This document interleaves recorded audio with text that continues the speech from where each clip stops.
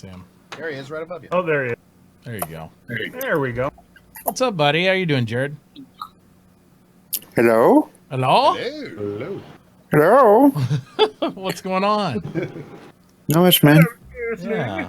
Welcome to the show. I know. I didn't This know. is my spaceship. I say one thing nice about you, and then you show up, right? I was here before. you just missed my comments. That's true. Like- That's true. I did. Nice. Yeah, I was talking during the countdown. So Yeah. before you even started. Nice.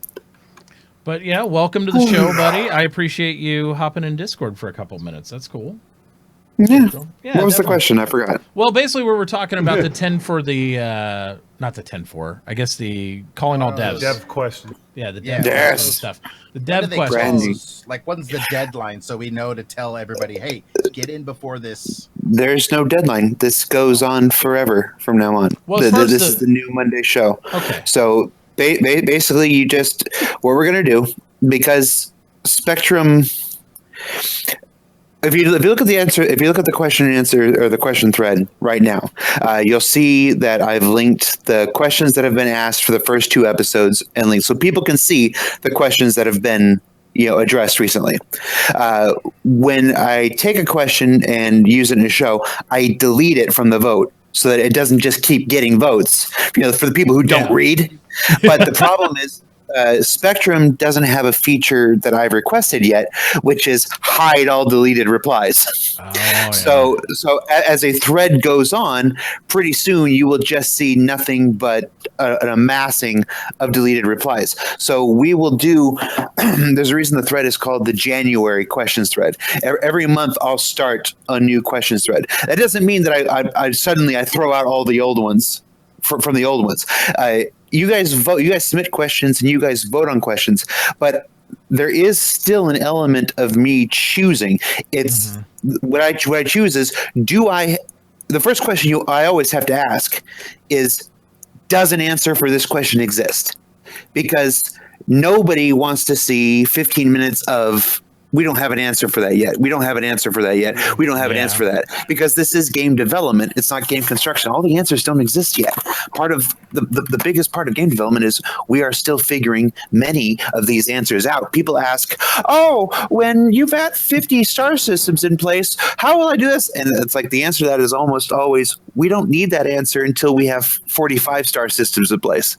So nobody's thinking about that right now. So the first question I always have to ask myself, I look at the ones that are voted, and I say, is there an answer for that? And if there is, boom, it goes on the list, and I go and I track something down. A lot of times, because I don't want to just ignore things, sometimes what the community needs to hear is that there's no answer for that. So that goes to the 300i question from the other week. When is the 300i rework happening? Oh, it's not going to happen for to the end of the year.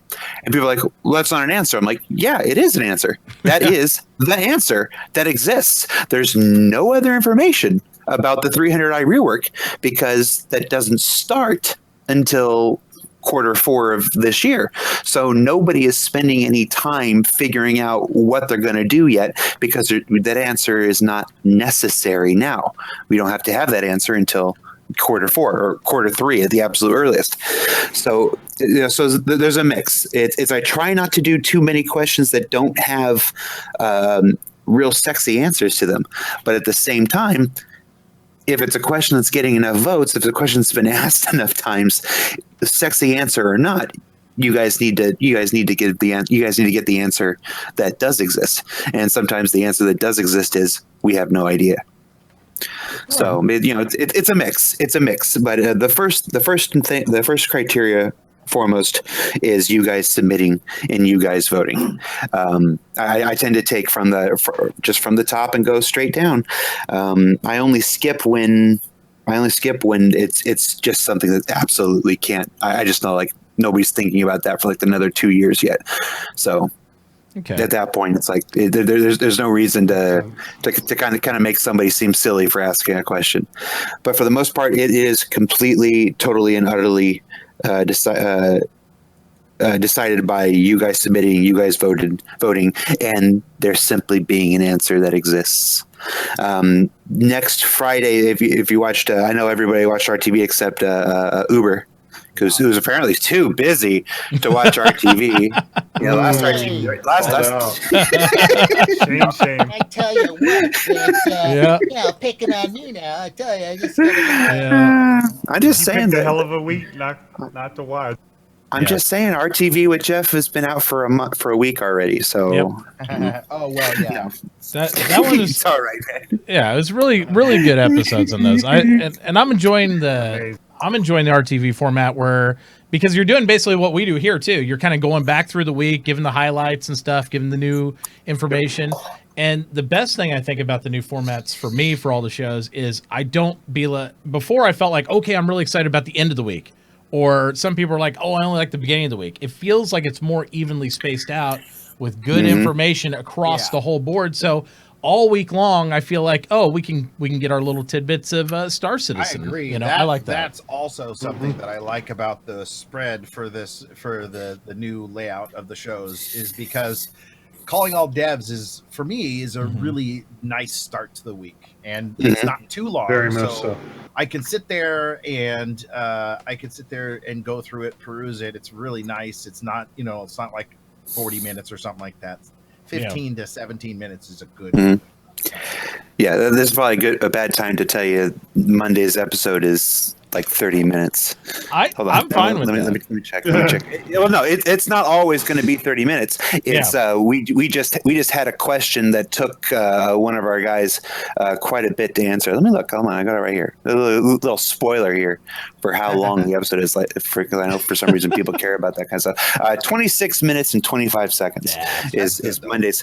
But Monday's topics, if you as we said at the end of RTV today, Monday's show deals with playing missions in groups in the future of that, medical gameplay and the future of that, one question that has a 20-second answer. It's very quick. Literally, it's like, what is this happening? He goes, it's happening here. It's like, okay. And that was it. That's it. So sometimes the question just takes that long. Sometimes just that easy. Yeah, and the answer to the question was kind of spoiled by our new roadmap reveal. So it's a good thing it doesn't take very long, because people are gonna be like, "Why'd you spend all that time telling us information you already had?" I'm like, because these things don't come out at the exact same time.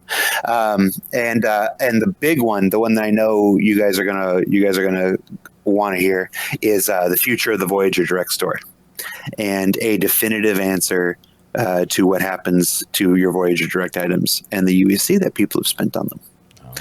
So that's very important. Exactly. So, calling all the thing about calling all devs in 10 for the Chairman was great. Everybody loves 10 for the Chairman.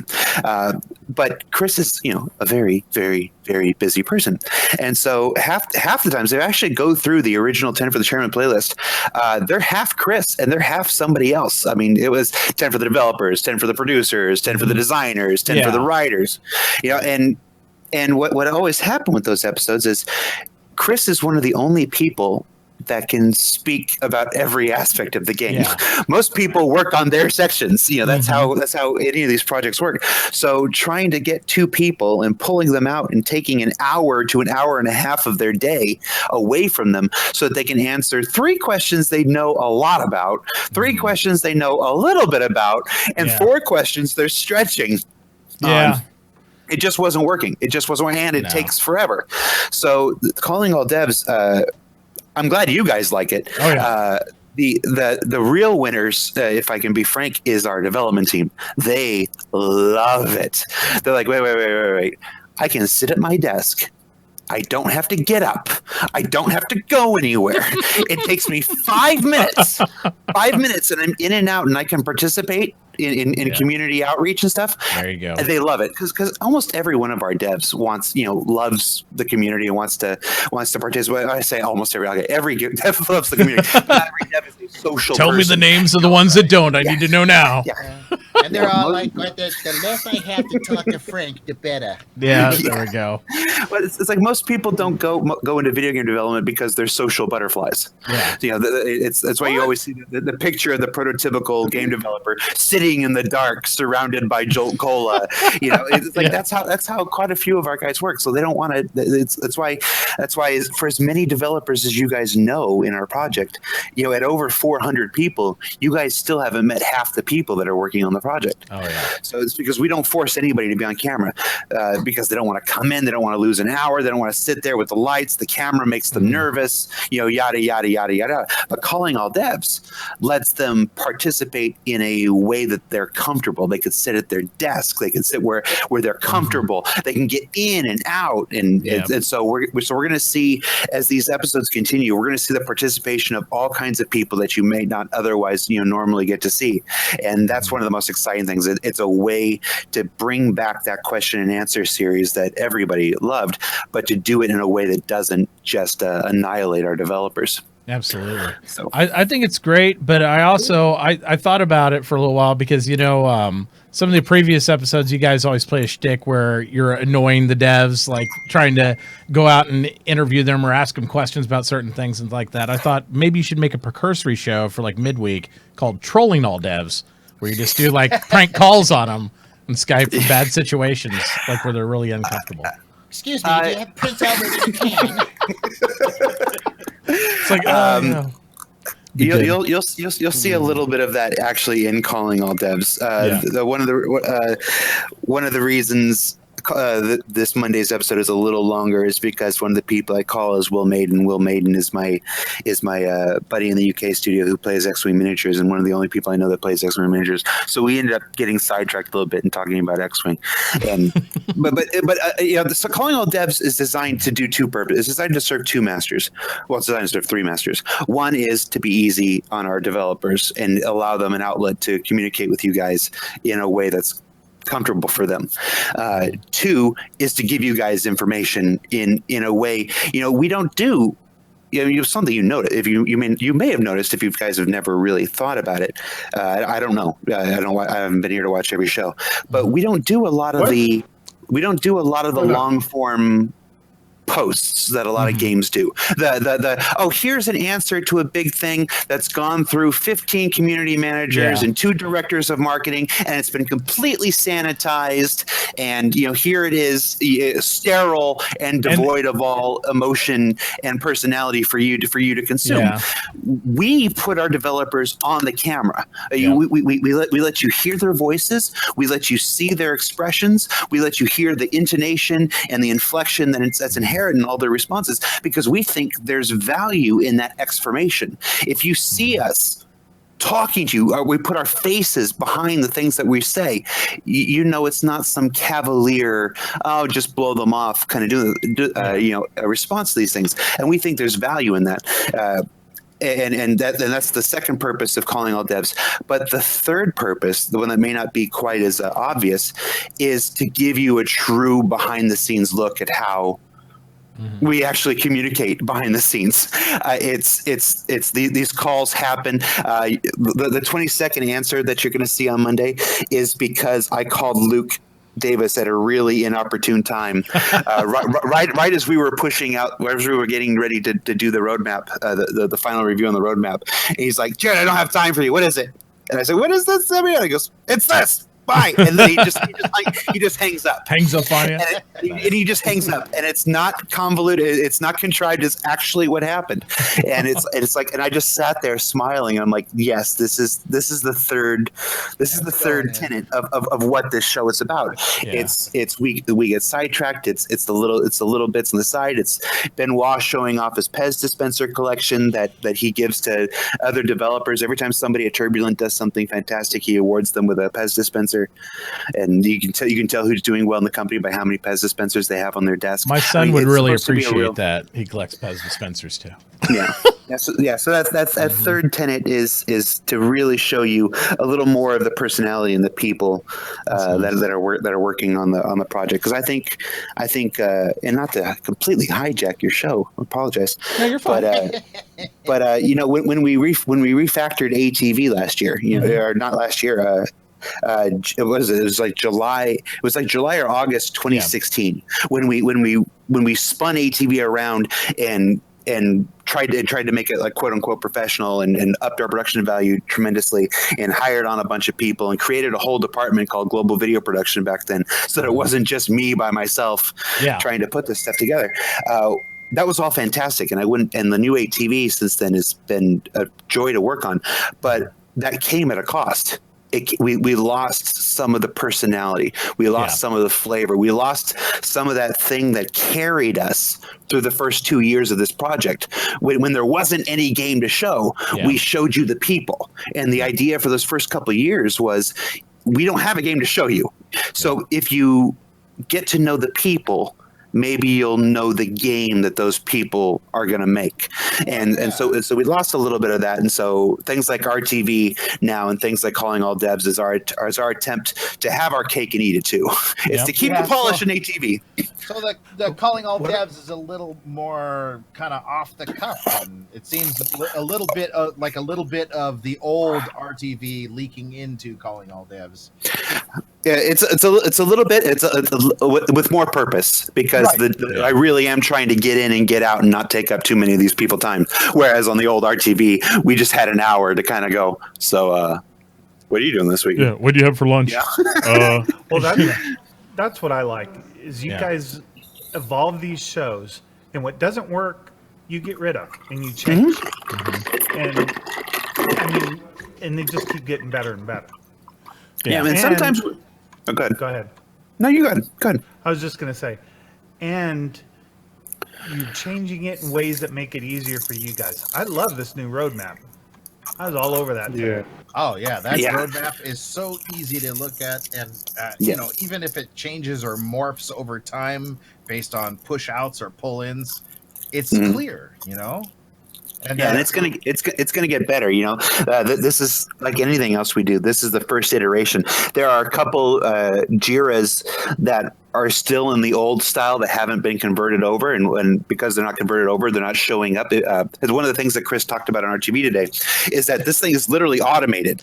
It is pulling directly from our internal Jira system. That we've changed. We had a big summit at the beginning of this year where we changed to an agile Scrum thing where we're working on 2-week sprints. And so this thing is designed to read the new format of Jiras that we're doing. So certain things like the whole C, people are like, where's the whole C on this roadmap?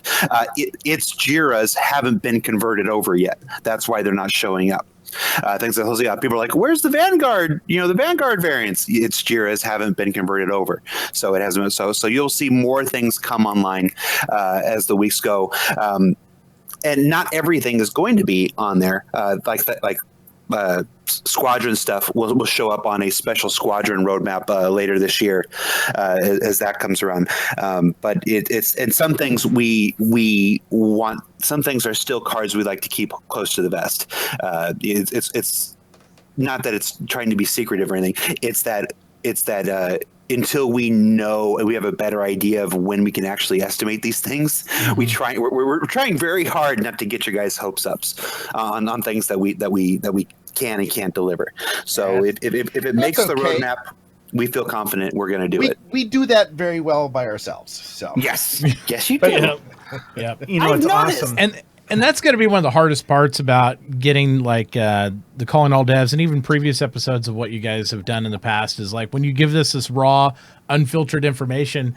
There's people that clip it. There's people that record it. They preach it like gospel. I mean, you know, and they call you on it the minute any variation of that happens. I mean, what's one of the biggest challenges you guys have to deal with that? Because that's going to be like a huge part of like any of the community content or the previous community managers' jobs, like to just deal with that. I will tell you what the biggest challenge is. And it is the absolute epitome of what they call the double-edged sword. Yep. Okay. The biggest challenge, and allow me to finish my thought before you react to this, but one of the biggest challenges are you guys. are the streams and the YouTube videos and the summaries and the quote unquote recaps that parse our information the way that that person understood it. And then passes that information on to others, and then people go, "Oh, well, I don't want to watch a 17-minute calling all devs. I'd rather watch a 1 minute and 39-second no bullshit from Nubifire." Yep. And Nubifire is great. I love Nubifire. I had him on, calling Citizens of the Stars and everything, because I think he does terrific work, and I'm jealous as all hell of his studio, quite personally, on a personal note. But there is no way to.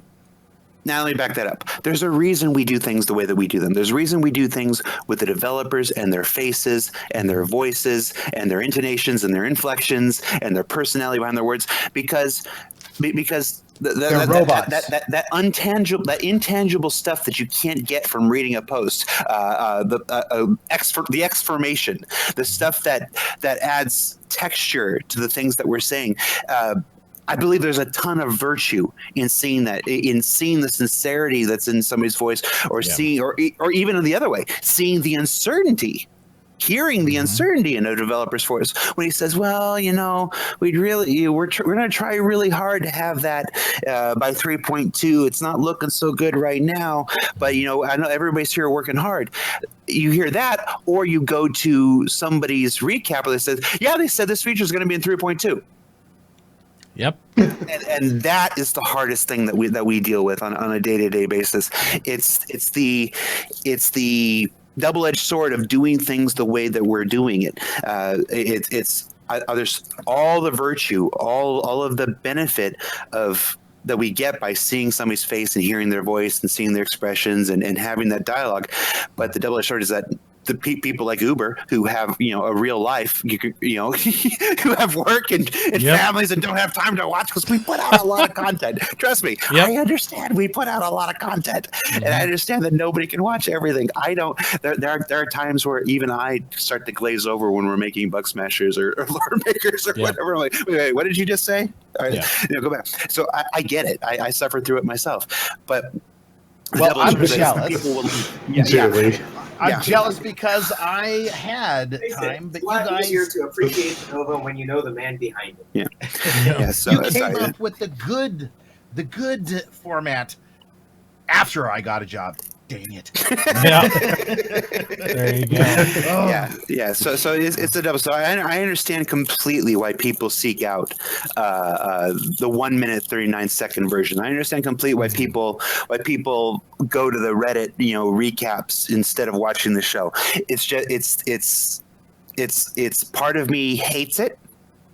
And part of me absolutely understands it, and they're still doing a service. I have to tell myself, boy, I wish you'd rather watch the show that everybody put this hard work into, that the devs took the time out of their busy schedules to create.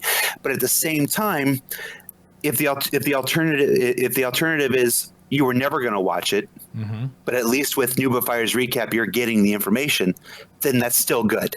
Yep. So it's a stellar short. I hate it, and then I go, oh, but I am also really glad it's there. Well, Yeah. we watch People them who are on never stream gonna a watch. lot too. And and I'll go back and the I'll whole even thing. watch old episodes of like our show of like what we thought last year. Like what my thought process, reminding myself how it's changed from then to now based in development. And I like getting that, but I think it's also, as much as it probably is a little bit of a pain in the ass for you guys, because we do try to hold on to something tangible that said, we know everything's in flux. We Pick know it it can apart. change at any part, but we also, the community likes to have some element of accountability when somebody says something. We're like, well, what happened with that? And you guys have been great about feeding that back.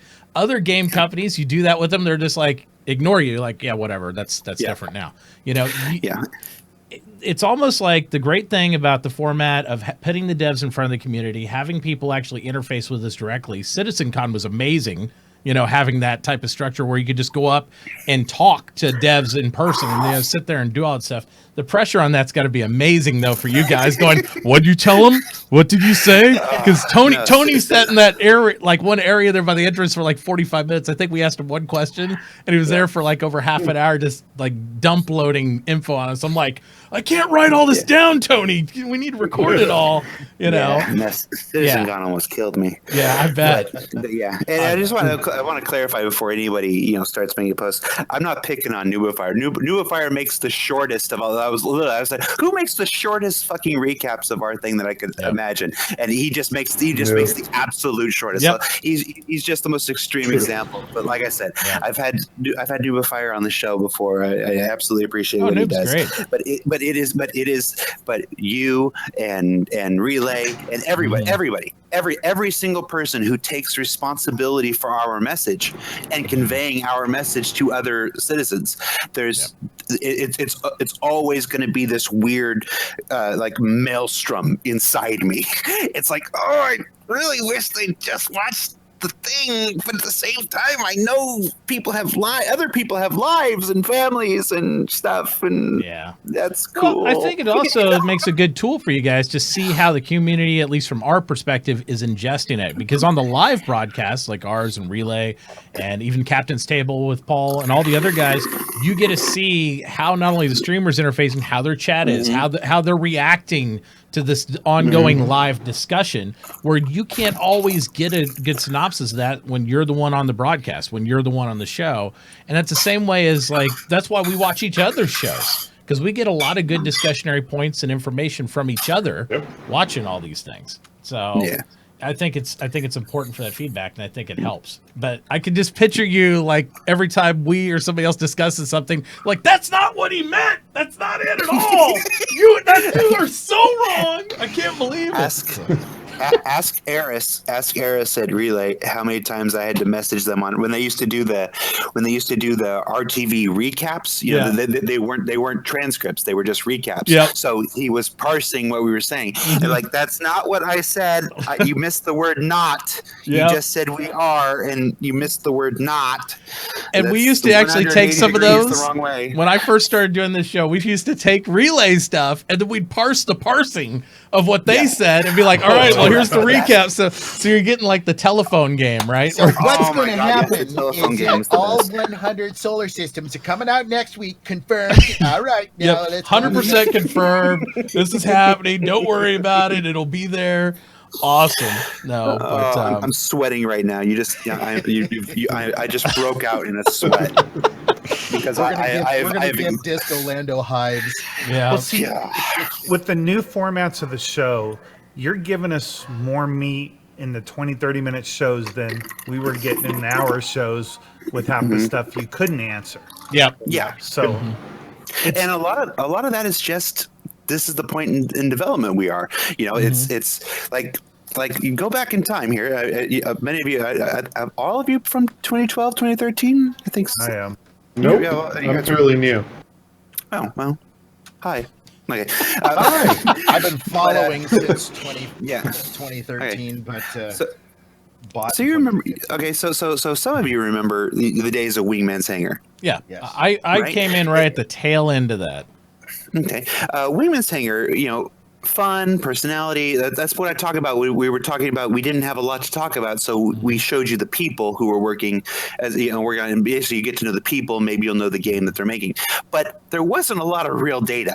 For every time somebody's like, oh, bring back Wingman's Hangar, I want to scream like, there is more information in one ATV studio update than there was in any 25 episodes of Wingman's Hangar combined. Yeah. And it's like, and that's not a problem. That's not a fault of Wingman's Hangar. That's a fault of where it was in the development timeline. In those early days, we just had nothing to show. Remember when ATV first started, and the only thing we could show was one sneak peek image at the end? Do you want to know how hard I fought to get one JPEG to show every single week? Because it's like, what do we have that's ready? What do we have that's reasonably, quote unquote, finished or approved? And it was just hard because we were still in the building the tools phase, building the engine phase of stuff. What happened in July in 2016 was we entered internally what we felt was quote unquote content phase. Yeah. So once we went to content phase, all right, now we can start retooling the shows and start actually showing and having stuff to show and create a format that's actually conducive to showing that. And then of course it was all right, now it's like a lot of this video content, it's very analogous to statting a character in an RPG, in like Dungeons and Dragons. It's if you put all these points into ATV, you have to take these points out of 10 for the chairman. If you put this many points in Bug Smashers, you have to take these points out of Reverse the Verse. It's you can't have 20 strength, 20 stamina, 20 intelligence, 20 dexterity, 20 charisma, all across the board. So every time we were putting points into one area, we had to take them out because there's only so much you can ask of your developers every single week before they look at you with fire in their eyes. And they're like, I really have to make it. I think one of my favorite things that I didn't expect that I really got into was Sandy's tweets. When she started tweeting random pictures from around your office. Oh, yeah. And I prayed that she would just accidentally take pictures of stuff she's not supposed to and not know what it was and just put it up there. I was like, oh, come on, Sandy, you'll do it. And every once in a while I'll be like, what's that? How many times are we using one of these to look at those pictures? Yeah, we're like, okay, I know. What's that back there? Yeah. That's so funny. There's some stuff like you saw, she tweeted on Monday or Tuesday the concierge top hat. Yep. I was at my computer testing it out and everything for the rollout, and she's like, "Oh, that's cool." And she took the picture of that, and I'm like, "Yeah, go ahead and post that. Go ahead. It's just a couple of days. Heads up. It's all right." But no, it's usually that's when that stuff happens. It's done on purpose, and it's a lot of the stuff like things that are written on marker boards in the back. We're like, we see it and we go, oh, I know you. That's okay. Yeah. That'll be fun. We'll let people think about that. We'll let people think that says the Banu Merchantman on the wall for 9 months, and it's like, guys, remember that ship list that was on that marker board in Foundry? Oh yeah. Yeah, I saw it. I was sitting there. I could have blurred it, and Ben and I are talking about it. I'm like, you know what? Yeah. No, let it go because half of it's illegible, and we knew that you wouldn't get the big ones because this is like every ship was a ship that had never had a concept yet. They were all new ships, but people are like, this is Banu Merchantman. This is Banu Merchantman. I'm like, this is a list of 4 ships you've never heard of. Yeah. And 1 ship you have. Does that make sense? Yeah. It's like, no, it's a list of 5, and that ended up being the Banu Defender. Except it was called the Minutemen at the time. That's what it said. It was called the Banu Minutemen. See, I would troll so hard. I'd be like, I'd be making side posts like, oh yeah, that's a list of canceled ships.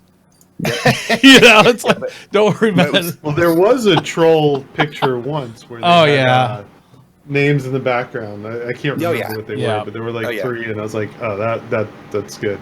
Yeah. Yes, and in those cases, what I'll usually do is we'll usually put 4 fake ones that are obviously fake and 1 that's actually real, so that you guys think the real one is fake. There you go.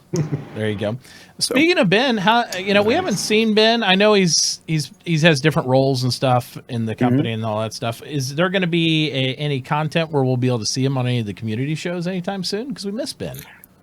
If he decides, it's just he's got his work. Yep.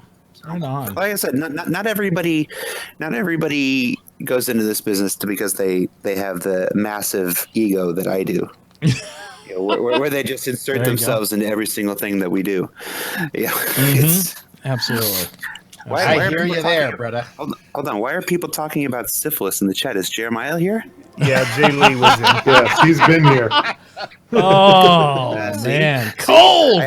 I see Elwook doing syphilis. Elwook. I'm not going to scroll up. I'm just looking at the chat now. All I see is Elwook saying syphilis, and I'm going to ask Elwook, are you saying syphilis because Jeremiah Lee was in the chat? Is that why you're saying it? Be honest. Be honest. Just be honest. Be honest, Elwook. Are you saying syphilis because Jeremiah Lee was in the chat? See, Phantom Killer says yes. Oh my god. Yeah, see, that's how I know. Cause and effect. Cause and effect. Yep. I'm not saying Jeremiah. Yes, this is what's true. See, I'm sorry. See, that's. What can I say? There you go. All right. Oh my god. Just to recap real quick on Ask the Devs though. So people, when they actually post a question on here, if they post, say, like earlier this week, since you say these questions persist, obviously beyond that, if they weren't asked or anything, they shouldn't continually repost the same question each week, right? Because there's not like a deadline of like, okay, by Friday night, whatever's on there, that's what we're doing, and then next week repost and spam it. Yeah, go to the thread. I see that you have Spectrum up on your thing. If you go to the thread and you look in the OP, I have the questions that have been answered listed there with the link to the video that they're in. And when Monday's episode goes live, I'll add that to the thing, and that'll just persist. Like in the February. When the February thread goes up, I'll still have the list of questions that have been covered. Now, obviously, we're not going to be able to go all. It's not in the Ask a Devs; it's in the announcements section. Okay. So we're not going to be able to go all the way, back. Eventually, like we're going to get to June, and having a list of every question in the last 6 months is going to make the post a little bit too long, probably. Yep. But they'll all be there, and and this actually brings me to another point, though. People used to get upset. Oh, they've already answered this question. They've already answered this question, and I always wondered why we did that. And the simple answer is because somebody keeps asking. Well, and it's the same thing I've told my chat on the show and whatnot, is we have new people all the time. Just because they answered something a year ago or 6 months ago doesn't mean everybody knows that. And I know we all have a habit of putting on our monocles and top hats and acting elitist sometimes when we've been here a while, but there's always new people. It happens, it happens sometimes, but nobody acts elitist. Concierge tier, nobody does that. A little bit, But yeah, I think it's important to know when we're cycling in new people and stuff that, it's not just because you join Star Citizen, if you get vocal, whether you're in a Twitch chat, whether you're on YouTube live chat, or you're just in the Spectrum, everybody doesn't always know everything, even though we all act like we do. I know everything. I don't know shit. I want to point something out right now.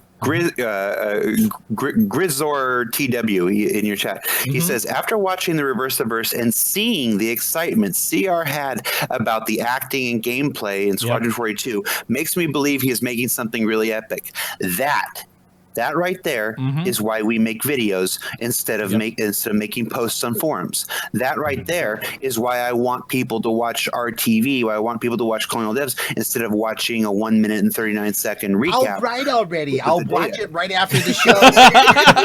He'll watch it. We'll just play it on a loop. God, this guy. I'm saying, that's why we make this guy. Yeah, that's why we make the shows. When people say, why do you make so many shows? That response right there is why we do things the way that we do things. Absolutely. And I think a lot of it is that I've been saying it from the beginning. I think more of us, we come in and other people outside Star Citizen community don't understand, like, why do you believe in this game so hard? I'm like, I believe from meeting and talking to the people making it, right? You believe in the people making it even more than the game itself. Sometimes that is what propels us to support it so heavily and so hard, because you get to know people, like Jeremiah and like Disco, and you feel an attachment to what they're doing, and you see the passion in their faces and eyes of what they're doing and how much they believe in it, right? I mean, these guys aren't actors; these guys are just gamers and fans and developers and artists, and they're passionate about it.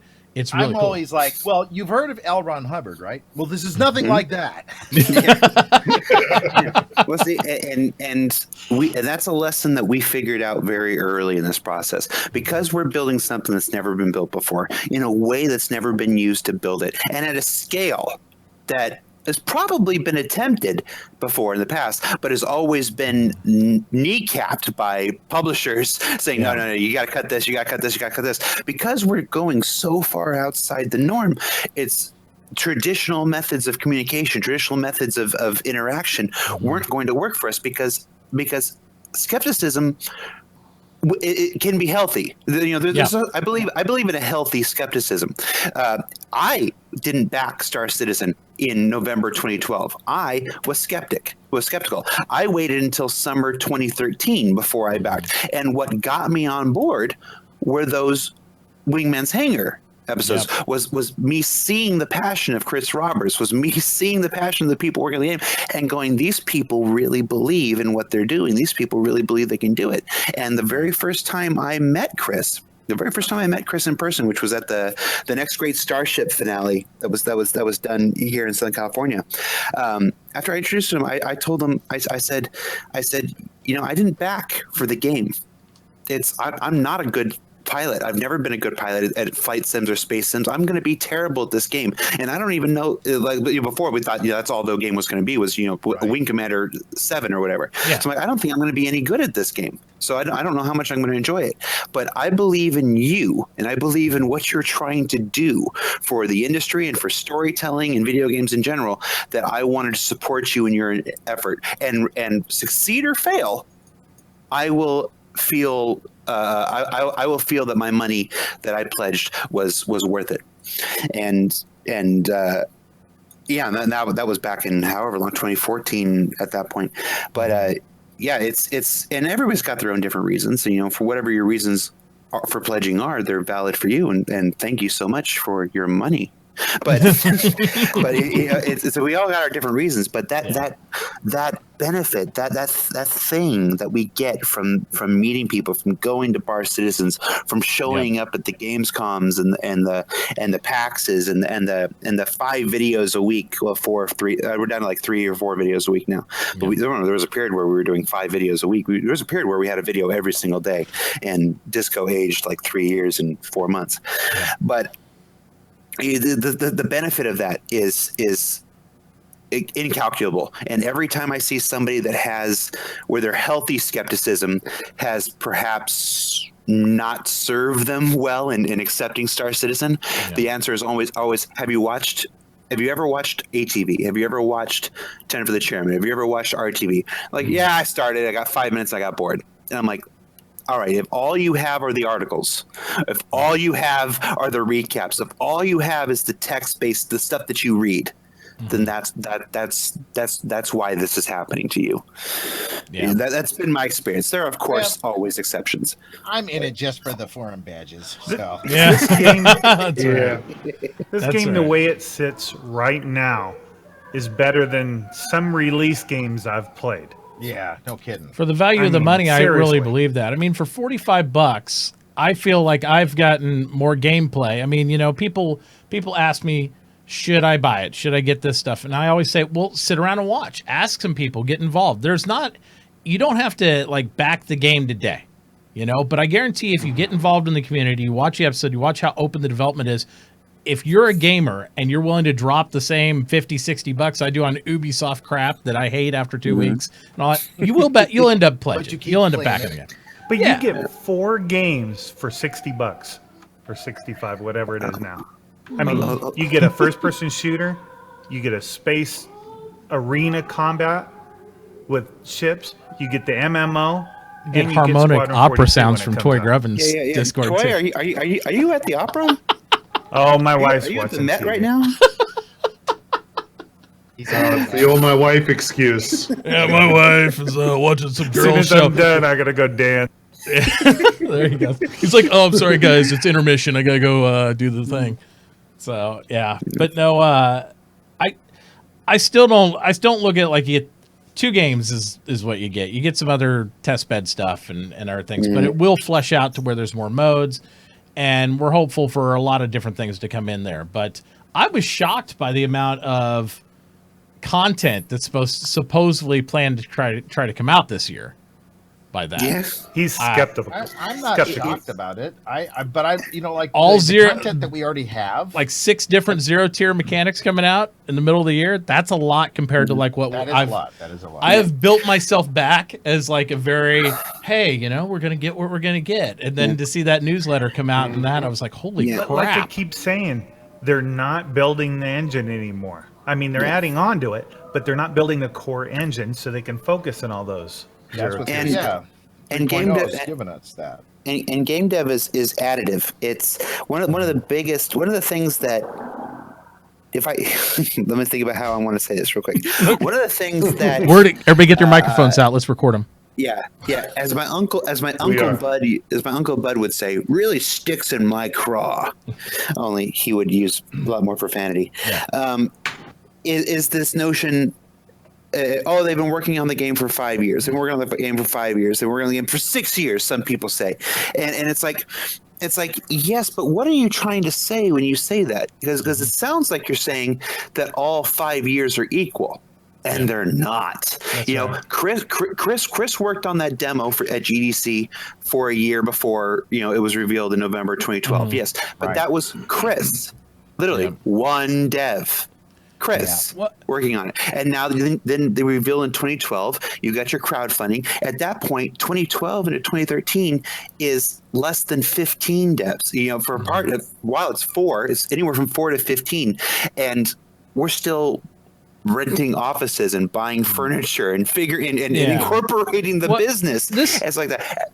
And it's something that comes up a lot, with that question on how long and all that. I just turn it back to people. I said, well, how long do you think it should take?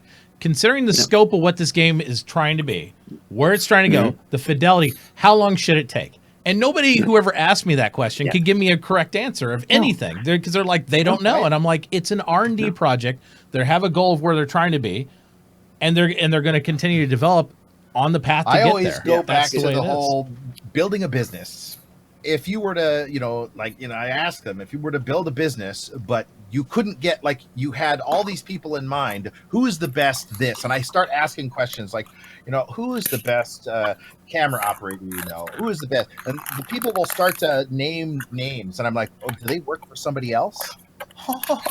So if you're building a business over a period of time, when you first start, this is what I tell my viewers, is when CIG first started, a lot of the people that are working there now were working for other companies. Yep. And CIG was small and needed to expand. So it's like the speed with which they can produce content is almost directly proportional to. I mean, it's kind of like two pyramids. Opposite of each other, right? So little teeny bit of content at the beginning and not very many people. And, it's like, but as soon as it starts to build up, then that can start to build. But it's not going to be, it's not a development of software. It's never linear. Aaron Roberts agreeing to come on board in late 2013. You remember we announced that we were creating Foundry 42 at CitizenCon 2013. That didn't come online until 2014, and then it was just a handful of people. Now they're our biggest studio. The whole they've been working on this for 5 years argument only works if you accept the premise that all 5 years are equal, that we've had 400 people all 5 years, and all of the processes and all of the engine work and all of the tools have existed all in that same time. We didn't have the advantage of a Rockstar who had existed for 20 years and had 7 games in the Grand Theft Auto series and another 15 games under their belt when they started working on Grand Theft Auto 5. And it still took them over 5 years to do Grand Theft Auto 5, and it was the 7th iteration of that one particular thing. 8 if you count Red Dead, 9 if you count LA Noire, all these things where they're using the same technologies and the same design principles to the thing. So it took them that long in what was essentially just content phase and a pre-existing thing, and we didn't have that head start. So this was always going to be a project that took a little while, but the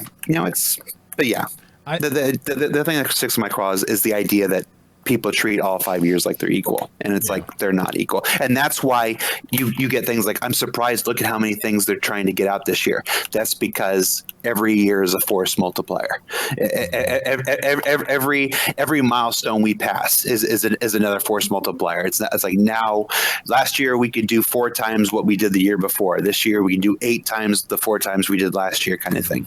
So And, and I think it's fair to also point out that, when you deal with companies like EA and Ubisoft and all these other different game companies out there, we don't have we don't get to see the failures. We don't get to see the challenges. We don't get to see all the things that they have to recover from. And because the format that you guys had decided to, share the open development process, You guys have to shoulder all that burden, spend the time to then, recover, mitigate, explain, show everything, all those things. And this stuff happens in all these other companies. It's just nobody ever questions because they don't know about it, So it's a whole different aspect that they have to deal with CIG. When they set a path for the game, though, they don't change it either. That's true. Like Chris sees something he likes, render to texture, volumetric fog. That shit's got to go in. It goes in, and that's good too, though. It's good for the game, but I bet it creates its own full challenges too. So. Yeah, we actually we actually do change things just in a different way than you said. If you remember correctly, you may or may not remember, it's one of those things that kind of gets lost in the shuffle over the years. We had an entirely different damage system in place a couple months after Arena Commander launched. We were going with an entirely different damage system where all our ship artists literally they had to break each ship apart, and ship artists would make the ship and they would sit there and then they would like rip wings apart and have to model the wings separately. And we were doing it the way that everybody had known to do it in the past. And as we're adding more ships, we're like, we don't just have to build the ship; we have to build every form of damage of the ship. And it was that's one of the reasons ships were taking too long. But this was the system that we had come up with. This was the system that we had developed. This is the system we had in place for months. And then you get new people on board. And somebody new came in and said, hey, you know what? We had this idea for this shader-based damage system where basically you have shaders on top of shaders on top of shaders. And you basically, like, when laser fire hits, you basically are just melting your way through the shaders and using palm instead of, rigid geometry. It can make it look like you're boring through the ship and everything. And we're like, is that compatible with what we're doing? No. Does it look better? Oh, it looks way better. And is it more friendly on performance? He goes, oh, yeah, absolutely. It with palms, you cut down on the number of tries by like a factor of 10. So it's faster to make it. It runs better. It looks better. The only difference is it means throwing out the 6 months of work that these four guys have been working on. Oh, wow. And it's one of those things like, then yeah, for the future of the game. For the future of the game, this is the better course. So we make course corrections too, just like any other game it does. It's just when we tend to make our course corrections, it's because it's the better idea. It's not because we're cutting a feature or because we're out of budget or because some publishers told us there's no time. It is that better for the game? Will that make the overall experience better? And when they say yep, it's like, all right. Yeah. Let's do it. So I mean, that was a hard call. It was a hard call, but an easy call at the same time. It's but you sit there go, oh, sorry guys, but it's going to be better in the future.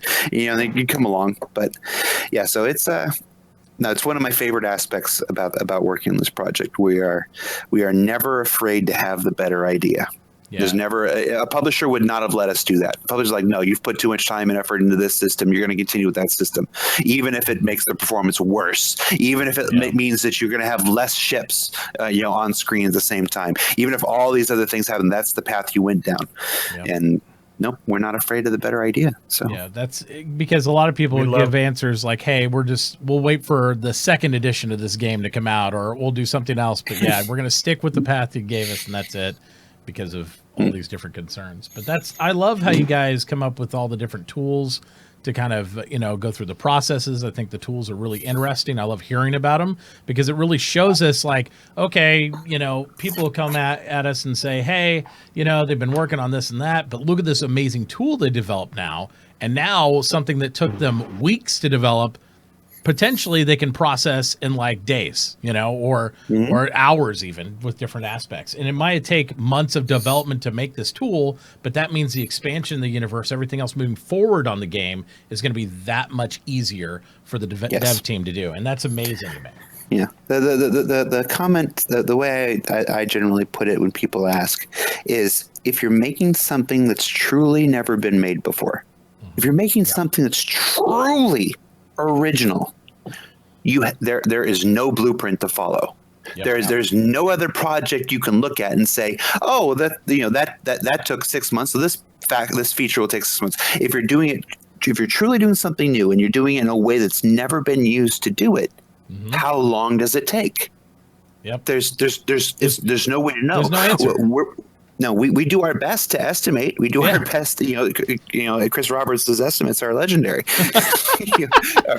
Another word might be infamous. Yep. But he absolutely means it. Every word. There's not.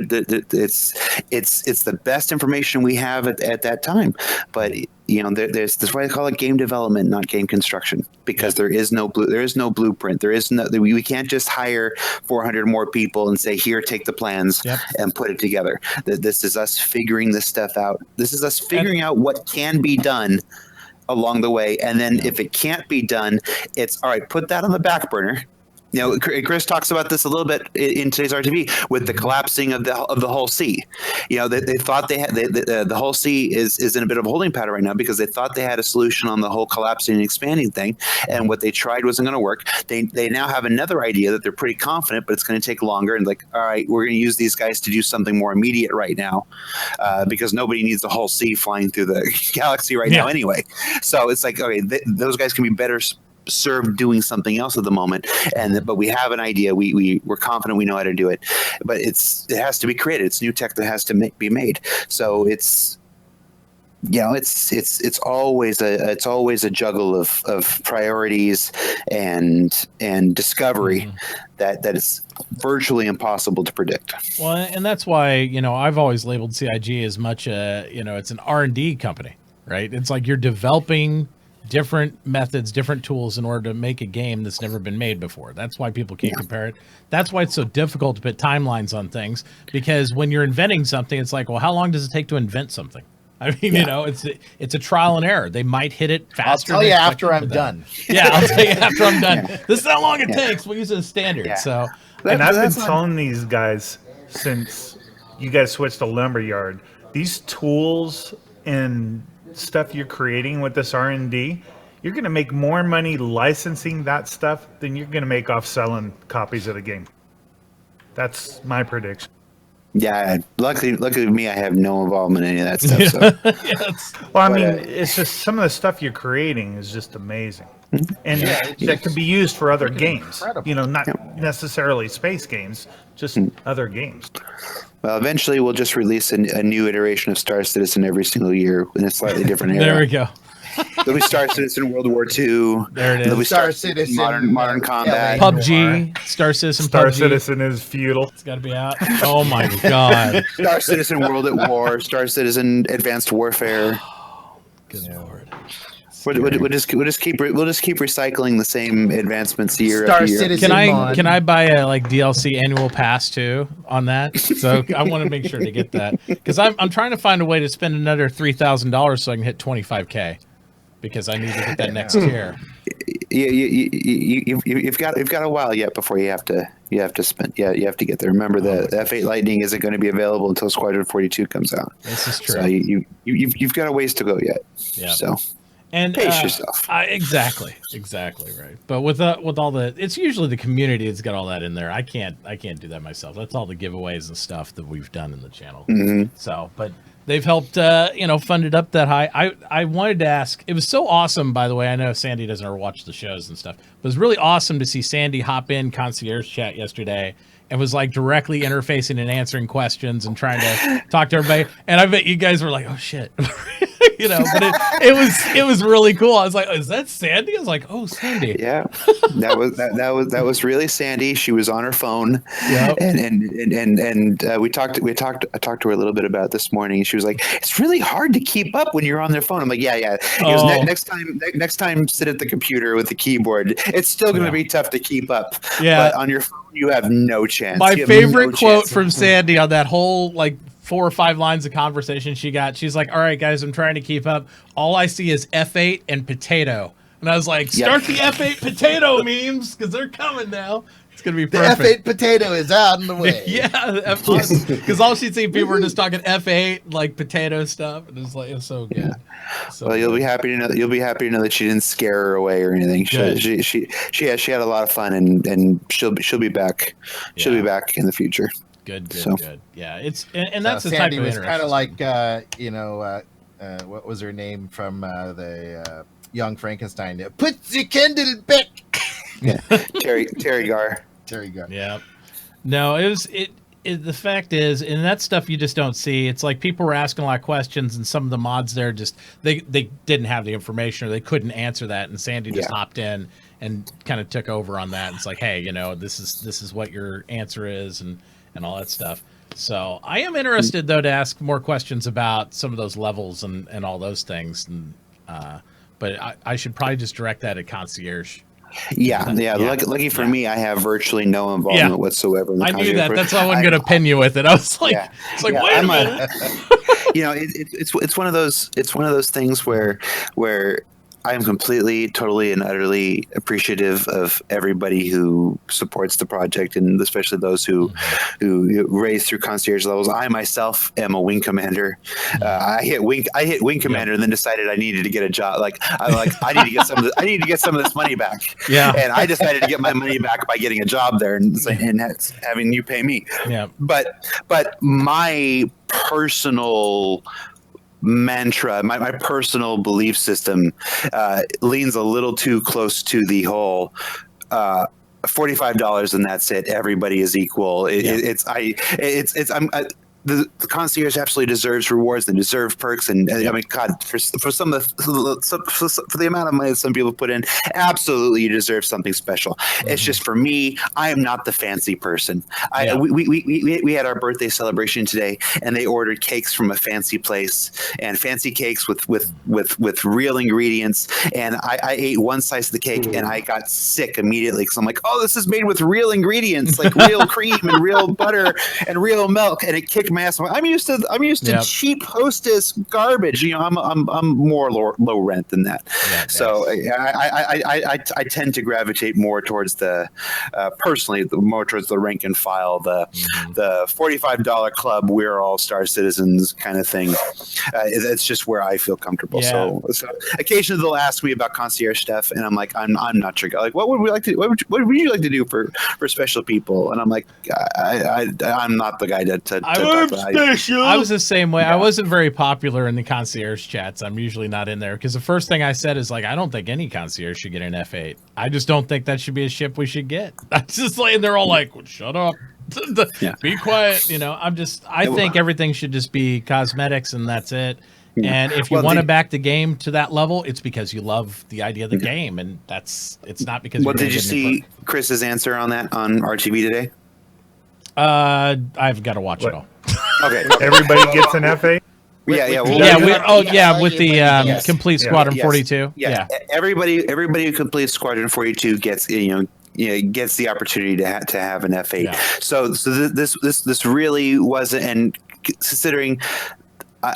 I think I would be very surprised if there's a single concierge member that doesn't own Squadron 42. I would be very, very surprised if that person exists. I wonder how that happened. I would like to meet that person. 42. Yeah. And I would like to set them on fire. Yeah, so it's less giving them something they weren't already going to have access to, as it is giving them something they were going to have access to without having to put in another X amount of dollars for it. Yeah. It's more a you put in enough. We're giving you this. It's not special access. Everybody else will have the access. It's literally just a kickback. It's you helped us, so let us help you a little bit by giving you a little bit of what's essentially store credit, to get this thing, because they will get the ship awarded, so they don't have to play Squadron 42 if they don't. It's just an achievement thing, basically, of unlocking through playing the game, and there you go. Then you have that opportunity. Yeah. So that's good. Yeah, and anybody that thinks, I'm just going to walk in with the F8 and start blowing stuff up. I mean, you really think our guys are going to let that happen? No. It's also a civilian model. I keep telling people this is a civilian model. And, you still have NPCs that are going to wreck your face. You have the advocacy out there. The important question that nobody's really asking is, does it have cup holders? I mean, hula girl or bagel holders. It is still in the process of being built right now by Chris Smith, but there will almost certainly be a ship shape on it later in the year. and I will endeavor to ask Chris Smith about cup holders. Yep. That's not to say there will or won't be, but at least we'll get an answer for you. Or you could submit to the Calling All Devs thread now. Get every space bro to upvote it, and you'll get that answer a lot sooner. That's going to be happening.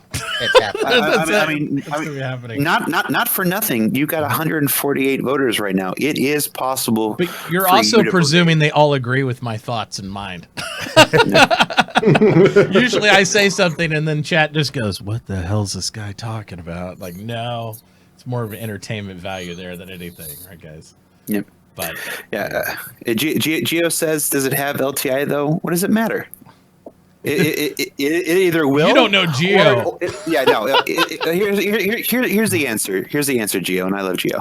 It will either have LTI, or it will have a button that you have to click every 6 months for 2 seconds that will give you another 6 months of insurance. So literally, the difference between LTI and 6 months insurance is one button. You click once every 6 months. See, Gio, My like, God, he's an taxing. He's I an don't know LTI if I whore, can though, handle it. Lando. Look at My him. clicking finger is tired. Yeah, Yeah, absolutely. Yeah. And if you don't think there's not going to be, are you sure you don't want to renew your insurance? Are you absolutely sure you don't want to? Trust me, we don't want. It's like we don't want the support tickets. Oh, I flew my spaceship and it blew up and I didn't get it back. We don't want that. I want somebody not to get their spaceship back. I want to meet the guy as the first one who doesn't get his ship back because that's hard to accomplish, to be honest. Trust me, we're not out to try to steal your spaceships. It's the people like, it's like, non-LTI, it's the only way to be safe. And it's like, no, it's not. On Twitter now, out to steal. No, I think what it's almost now after hearing, like, because I heard that, I think it was last year or the year before when people were talking about there'll be warning messages, like abundance of warning messages that you don't have insurance. Do you really want to undock those things? Yeah. I almost want LTI now on everything, so I don't get those messages. So like, that's the thing. It's like that way I can undock. It's like I don't need another message. Yes, I'm really sure. I don't need like Windows. Are you sure? Are you really sure? Are you sure? Yeah. Yes. Please no. Yeah, I want to address starting your computer. Yeah, I want to address Nexian's question here. Is it every 6 months of real time ring game? Nexian, that's not a question that needs an answer right now, so it doesn't have an answer. We are still a long way away from implementing timed insurance. You'll notice that everybody, regardless of what insurance you actually have, has what is essentially LTI in the game right now. There is no time limit on any of your insurance claim. It's not like you have 4 months of insurance. Like we're not at the point where we're starting the timer. We won't be at the point where we're starting the timer anytime soon. So that question doesn't need an answer until we're at that point. So one of the reasons I say that because there's no virtue in coming up with an answer now and then locking us into a position for the next 6 months, 8 months, 10 months, however many months until this is ready. All it does is it prevents us from having the better idea. So the more flexible we can be, the more we don't need the answer for another X amount of months, then we won't come up with the answer for another X months. That allows us the agility and the flexibility to have the better idea, to have that new hire come in from some other thing who hasn't been here for the last 5 years and go, what if we do it like this? And everybody's like, does that contradict anything that we said? Well, no, we haven't said how it worked. Awesome. It's giving answers far earlier than they're needed. All it does is lock us into stuff and prevents creativity, prevents innovation. So, oh my God, I'm so fucking close to the camera. That's the first thing I saw whenever I watched this. I was like, yes. that is in there, isn't it? It's like it's Okay. I promise on Monday's show I am much farther back. That was the wrong lens. That was Disco coming in at 6 o'clock in the morning because all of his phone calls were European people coming at 6 o'clock in the morning and setting all of this stuff up and using just the wrong lens. Yeah. Like that was my 6-year-old son walked by because I was watching this episode during the week downstairs on the 60-inch TV, and he's like, "Who's the huge guy on your TV, Dad?" And I was like, "Don't worry about it, son. He just really likes pictures." Yeah, so I went to JJ after it was all recorded, and I looked at the footage and went, show me which lens is the right lens, please. Here's this lens. I'm like, okay. So that won't have. Maybe we'll come back like in 6 episodes for the super close edition again. But no, it's zoomed much farther back. Yeah. We actually filmed these. If you watch the Overwatch League at all, you saw that the quote unquote webcams that they were using for the players are these Blackmagic Micros, and we're using the same cameras that they're using. I just grabbed the wrong lens. I was gonna say, because this one is a much more comfortable distance for me, so I was like, it's not gonna be quite this far back. We're this far somewhere back in between. We can compromise. We'll be good. We'll be good with that. No. If you scooch up to like the Chris Roberts bits, with the Chris Roberts solo cam is on. That's about how close. Yep. We are. Yeah. So it's much more akin to the standard. It looks like you guys. It's much more akin to how you guys are in your screens. Yeah. Try to create some balance and stuff that looks good like that. So it's nice. Yeah. No, but and for guys in chat, they're asking also still, it's like, did he answer? Did he not answer? To be fair, even beyond Disco's answers, this isn't his area to answer on like anything involving insurance anyway, with ships and mechanics and all that. That wouldn't. Yeah. He wouldn't be the one. But I did answer. The answer doesn't exist yet. Yeah. It's not. That is the answer. Yeah. It's not done. It's like the bread hasn't even been. But I have on good authority from 2015. I have a video recorded right here. No. No, that's what will happen on Calling All Devs is occasionally there will be a question that doesn't have an answer yet. In fact, there's one in next week's show. There's one on Monday's show, and the fact that no answer exists for that is the answer. There will certainly be 50 comments on the YouTube video that says you didn't answer the question, and it's like, yeah, we did. That is the answer that exists on January 26, 2018. Because they don't know. The answer is... I'm going to wait to see how Nubifier addresses that one. Yeah. We'll be watching Nubifier's video for that answer. We want to get a synopsis on that. I think somebody should try to out Nubifier and make no shit videos and just like, cut him even shorter. Challenge accepted. Wait, get ready for Mitachi's 30-second summary. No bullshit, no time episodes in under 1 minute. We'll just let That's go. it. I'm taking it for 15 seconds. It's gonna be like, hey guys, That's it. 5 seconds. These guys were talking a whole bunch of stuff. Then they finished their stuff, and it was over. That was it. It's like great. It was great. It's gonna be all intro. It's gonna start stopwatch, and I'm gonna be like, it was a great week, and then it's gonna go rolling credits for the next 20 seconds, and that's it. It's a great week. Is there female characters? Yes. Yep. That's it. I loved, and I have to say this, I love the fact that you actually asked Aaron about the female character model, because people wanted you to, and Aaron said, yes, there is. And then you guys just went on. And I was like, that was like the best answer ever. I was like, yes, they exist. It's like the ultimate. And I asked Chris. It was the second question out the gate today. The first question in RTV was about the F8 because it was the super hot topic, and then the second question was, can you play as a female character in Squadron 42? And the answer is yes. So it's now my daughter is really going to be happy about that, because when she watched the show, we watched the vertical slice together. My kid's 11, and she loves video games. She said, "Hey, that's a boy." I'm like, "Yes." She goes, "Can I play a girl?" I'm like, "Most likely, yes." She goes, well, "I won't play if I can't play a girl." Yep. So there's a lot of people that feel that way. A lot of people like to play those. The interesting thing was that actually kind of surprised me, because I know the entire the whole video sequences and watching the shooting that Chris did of Squadron 42, where with everybody in their nice mothball suits and all that stuff. I know you mostly shot everything from an actor's perspective, so I didn't know if there was any way that you would be able to implement a female character in that role. Yes, it's actually very simple, because we're not going. Ian Duncan was the person who did the performance capture on the player character, and he's not there for your benefit. He's there for the other actor's benefit.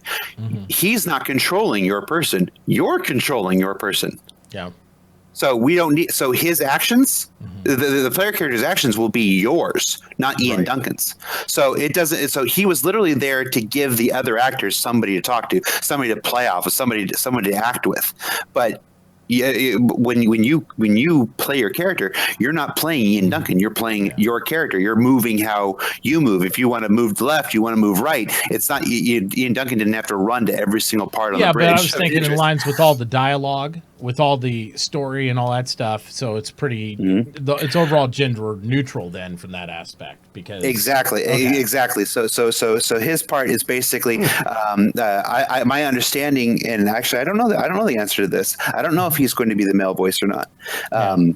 That maybe that's something for another. We're going to do a Squadron 42 RTV every 4 weeks, so that's something to put in there for the next one. Yeah, but they'll just be a female. There'll be we'll get a female, and maybe we already have. I honestly don't know. I have stayed so far away from Squadron 42 information because it's the one aspect of this project that I can still be a fan of.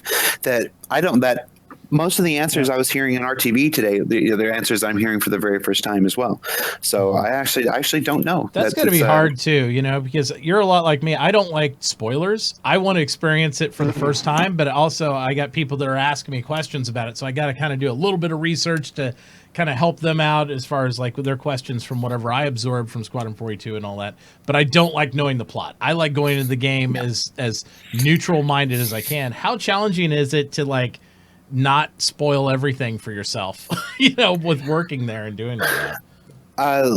Luckily, our internal information sources are pretty well split between Star Citizen and Squadron 42. So I just stay away from the Star Citizen database. Yeah. The Squadron 42. Yeah, I just stay away from the Squadron 42 database. I know, like, if the sum total of information that you know about Squadron 42 can be numerically quantified as a 100, I know 110. I know barely more about Squadron 42 than you guys because I have purposely kept it that way. Yeah. I learned one aspect about the finale very early on. Like I was like with the company for like a month. I earned one aspect of the finale. And I went, no! and I put up firewalls, and I'm like, okay, I have to be really smart about this. Yeah. So no, it is because when you hire in, when I hired in, because I knew I was going to be a front-facing person. Yeah. Because I mean, for a lot of intents and purposes, you guys see me more than you see Chris or Sandy or anybody every single week. That sucks for you guys. But I knew that I was never going to get to play Star Citizen because I can't discover a jump point. Oh, Disco discovered a jump point. Now Disco gets to name it. That's bullshit. He works there. He must have known where it was. I can't become the best arena commander pilot because Disco's cheating.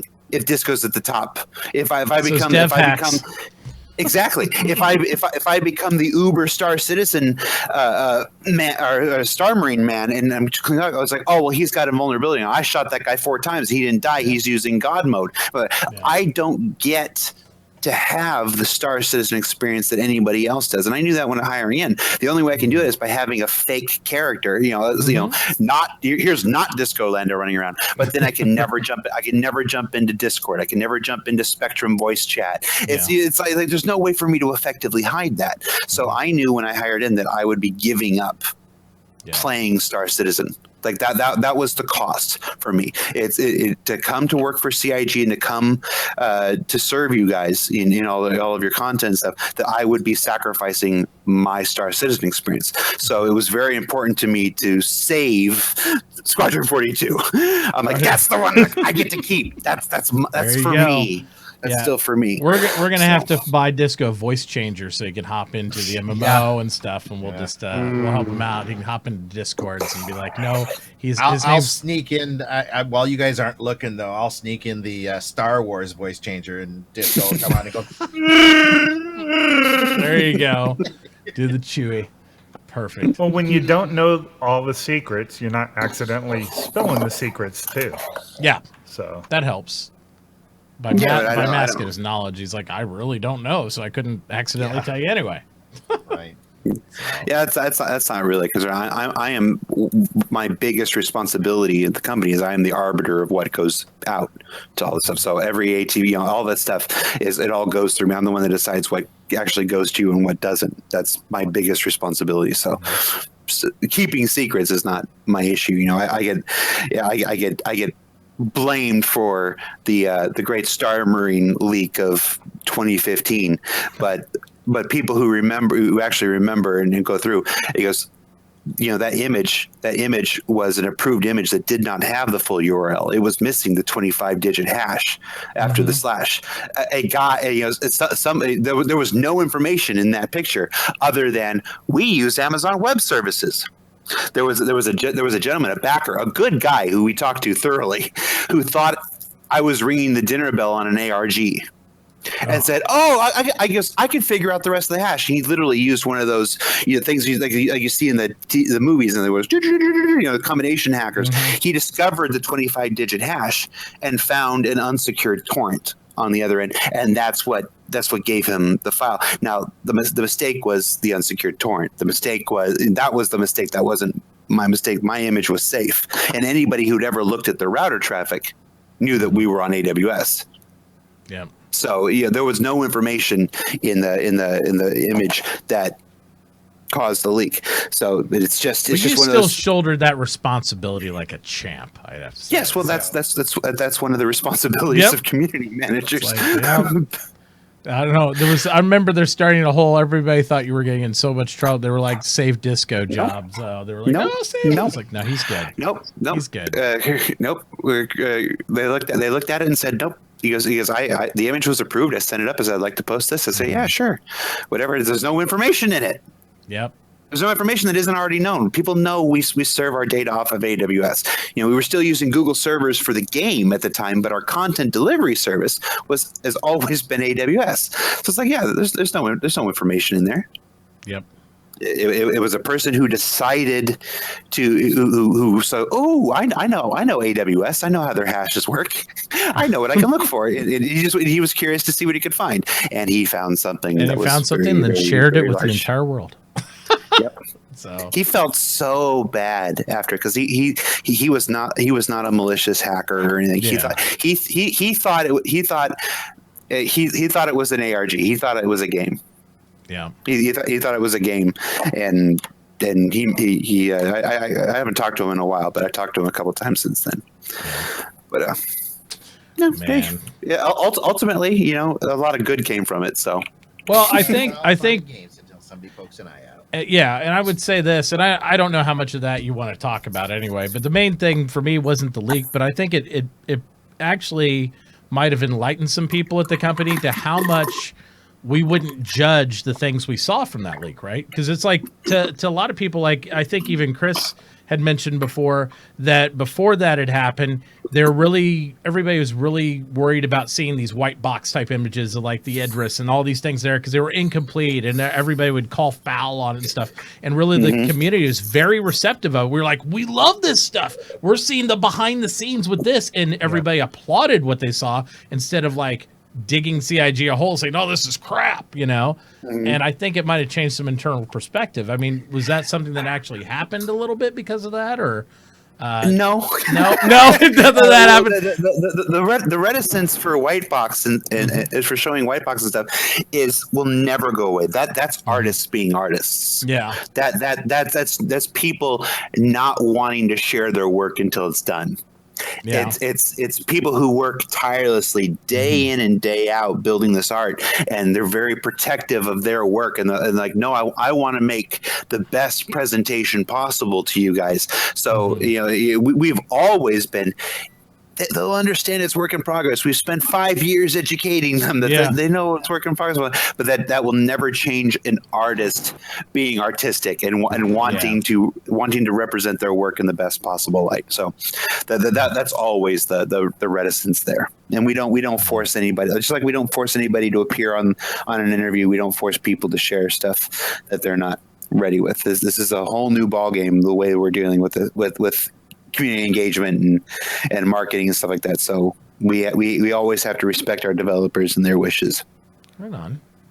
So All right. Well, the only other question I have, and I know you don't have the answer to it, so I'm going to ask it anyway. But it's 42. Yeah. What's well, that the would be difference good. between a duck? No, I want to know, like, are we looking around the same time frame for CitizenCon this year? What did it say on the? It said it's going to be in Austin, but they didn't give any dates, any venue, anything like that. The only thing that came out was it is confirmed to be in Austin. Is it still going to be in October? Maybe. Hold on, real quick. Okay. I'm just curious. Where is that page again? What is it? It was actually, I saw it go out in a tweet, I think, from. I don't know my way around the new website yet. There it is. It's under community and under event. Because I thought there was more information than that. Texas plans well, date and venue will be announced once they are locked. All right. Yeah. So no, I will tell you that CitizenCon has always been the celebration of our birthday, of our anniversary, rather, or our birthday, technically our birthday. So that is still our intention. They have not announced the date because the date will be dependent on finding the venue that we want and when that venue is available. Okay. So it's that's why. So we don't have the date yet, but I can tell you that our intention is to keep it to always keep it as close to our birthday as possible. Okay. That may not always be the case. That does not preclude there's not suddenly being a February CitizenCon some year. It's just all things being equal and all things being awesome. We would prefer it to be on our birthday. Awesome. Well, you heard it here first, guys. February CitizenCon confirmed by Disco Lando, so we're all ready. So get ready. Get your money ready. Get your checkbooks out. We're gonna be doing that thing. But Disco, thank you for coming on, buddy. I really do appreciate it and answering all the questions and giving us more insight for your perspectives. Yeah, thank you. Definitely. I apologize for hijacking your show. No, you're fine. We're still gonna go. We're gonna keep Uber Nerd up for another 2.5 hours. He's just doesn't know it yet. Oh yeah. I'm not on enough web series. I got to start taking everybody else. Anytime you want to pop in, buddy, you're always welcome, man. Yeah, always welcome. And if you guys haven't followed Disco and Gun, checked out his shenanigans on his channel, you should. It has nothing to do with Star Citizen, though. So if you just want to hang out, so he doesn't talk about Star Citizen on his channel at all. A Hello Kitty channel with a little bit of. No, if you want to talk Star Wars, it's a cool place to go because I love that. I mean, I ingest that. I just listen to it, and it's good stuff. Yeah, we'll be playing Star Wars tomorrow. I think we start at like 1. There you go. I don't know. We start whenever the hell I wake up. It's my day off. Definitely give him some love and all that stuff. But yeah, thanks for coming on, man. We're gonna go ahead and parse all your information and try to get it as inaccurate as possible for the rest of the week and stuff. But definitely, anytime you come in and correct the shit out of us, feel free. You're always welcome. I have it's about 7 hours tomorrow. I'll be just laying out all the things that he said. Completely up. Well, we've got to make about 110-second clips of this for our No Shit series. Yeah, there you go. I do want to ask a question though. Is this a new overlay with the new logo? I've actually had this up for a while now. We've actually done this one. Yeah. Yep, about a year. This logo, the Space Pro logo that I'm looking at right now in the middle of your screen. Yeah. That's one you've had for a year. Yeah. Wait. Yeah. Am I not on Twerk's? Are you not Twerk? No. I thought I was on 17 stream. I know he's talking about. We're gonna keep that up there forever. That's my new super leap. What stream have I been on this whole time? These bastards. Bastards. No. But I hope I get to see you if I don't know where TwitchCon's gonna be, but I'm gonna be back out there too. And then I hope at CitizenCon we'll see you for sure. I don't. The only way I'm going to go to TwitchCon is if it's here. TwitchCon was I'm hoping it's there still. There was a lot of people complaining about being there. I thought it was awesome there. Yeah, no, quite frankly, I think TwitchCon's a bit of a shit show, but yeah, it's not something I would travel across the world to go. I wouldn't travel across the world, but from Kansas City, I'm okay. Yeah. All right, guys. All right. I'll take care. Yep. Take it easy, man. Thank you. Have a good night. Later. All right, man. No. That was cool. Disco coming in. Nice. I know he was talking. I know he was talking about his image, but I was just keep dodging it like it's like Because I What are put you him. talking about? He'd put it right there in the middle of the screen. Like, I don't know. It's been there the whole time. I don't know what you're talking about. It's perfect. It's perfect. So, anyway, but thank you again to Disco for coming in. Anytime any of the team wants to come in there and talk about and help guide us to the correct light of what the grand word to Chris Roberts is, we'll always accept that guidance, and that's pretty awesome. So, very nice of him to come over. We will then proceed to hype it to the extreme levels. And now let's destroy all his hard work for the last 2 hours. All right. No. Let's do it. Let's do it. All right. So Time to disassemble. no, I think it's important for people to realize, though, if you haven't watched the Space Bros show before or any of the other great content on Twitch and stuff, how people don't understand how much the connection with the developers and the community team, a Star Citizen, and the people that actually really enjoy and love the game, how that connection is really unlike any other connection with another game developer. They're willing to just come out, they're willing to just talk to you like a person and interface with you in a very open way, and it's really nice. As much as people give them shit or we joke around with them and stuff about everything, there's no other project that I've ever backed or no other game that I've been a part of where you get that type of connection. And not just because I'm a streamer. It's like, you'll see people, you can be in Spectrum chat and be talking, and Disco many times, if you have a good question that needs to be addressed or anything, he'll just answer it if he's there and available to. I mean, that's what's cool about it. You get that type of connection with those guys. It's really, really awesome. So it's important to me that they're able to maintain that. So going through this week now, we've already talked a little bit about the 10-4, I keep calling it the 10-4.